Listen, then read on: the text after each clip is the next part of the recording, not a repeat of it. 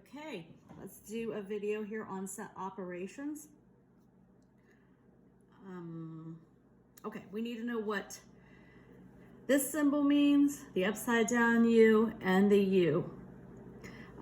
This means intersection. So if you're taking two sets A and B and you are intersecting them, that means find the new set that lists all the elements common to both sets A and B. And it's going to be very important as when we get to probability and things like that. So just remember intersection and. I'll say that over and over in my following videos. And union or. Union of two sets, which is with the big U, A union B, is defined as the set of elements that are in either set A or B. What that means is you just dump them all together. I had a student that said, we like to think of them as getting married. Or dumping everything in A in here and everything in B in here. We did it that way last semester for a student that was having trouble, and I thought of that way to explain union. And remember when you union two sets, there's a possibility that you could have repetition of elements and you don't write them twice. One other definition is the universal set. Now, when we talk about the rest of this unit, Venn diagrams, we're going to talk about a universal set, which is everything being considered. And then you're going to have some subsets of that, and we're going to perform some set operations, which means we're going to union them, and we're going to find their complement, and we're going to intersect them. And one more operation that I need to talk to you about is the complement, which I just said. This is the example that we're going to use.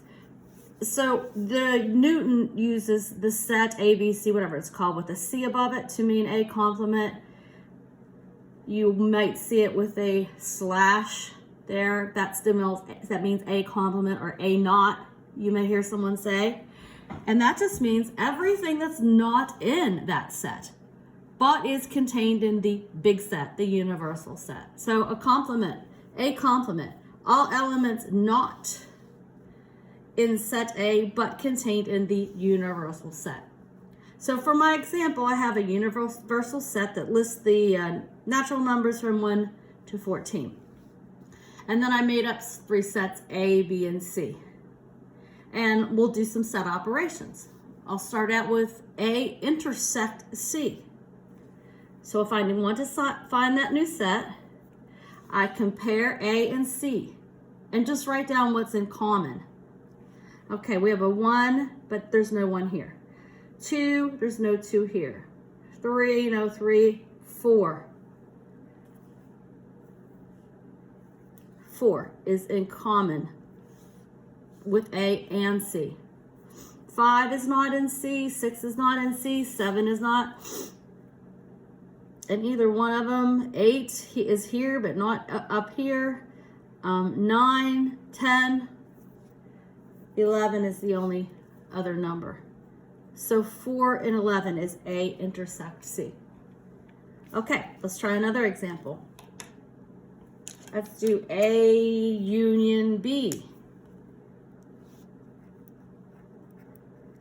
Okay, so that's going to be in either set A or set B. But basically that just means list everything in both sets and don't repeat anything. So let's look at A and B. Okay, we have the number 1. It's an A, we have to list it. There's no 2, there's no 3, but there is a 4. But I'm not going to list it twice. There's no 5, but there is a 5. Okay, and there's a 6. And nothing between 6 until 10 until we get 11. And then a 14.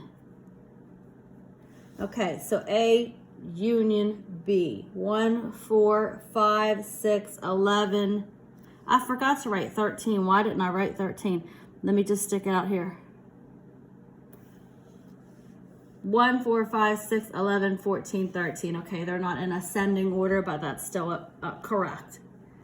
Okay, so we dumped everything that was in A in here and everything that was in B in here, or we married them and we didn't repeat anything. Okay, let's do B complement. I'm so used to writing it like that, but your Newton is using B complement here. All right, so we want everything that is not in set B, but yet it is in the universal set. So we're going to compare B and U now, or B in this big U thing here. Okay, so not in B, but in the universal set. So we have 1, it's in the universal set, but not in B. 2, 3, 4 is in B, so it's not in B complement. 5, 6 is in B, so it's not in B complement. 7 is not in B. 8, 9, 10, 11, 12, 13 is in B, so it is not in the complement of B. 14 as well. So that is it. I don't need that comma there. 1, 2, 3, 5. Can you see that? 1, 2, 3, 5, 7, 8, 9, 10, 11, 12. Okay, so sometimes there's confusion with complement just because of the notation. If it's a C or if you have this slash mark, you compare the set with the universal set and just write down everything that is not in that set. Okay, let me do one more with a triple, with 2 operations in it. Let's do A intersect C, parentheses, union B. And your order of operations comes into play here, really. You do what's inside of the parentheses first. Okay, so let's find A intersect B. Okay, I chose this because we already found it here. So A intersect C is 4 and 11. 4, 11. It's the set containing 4 and 11. And we want to union that with set B. So let me just write out set B. 4, 6, 13, and 14. All right, when we union them, that means or. Union is or, intersect is and. But that still means you just dump them all together, you marry them. We don't repeat. All right, sorry. So we have 4. Get your car sick here. 4, 6, 11, 13, and 14. And I took a little time there to put it in ascending order.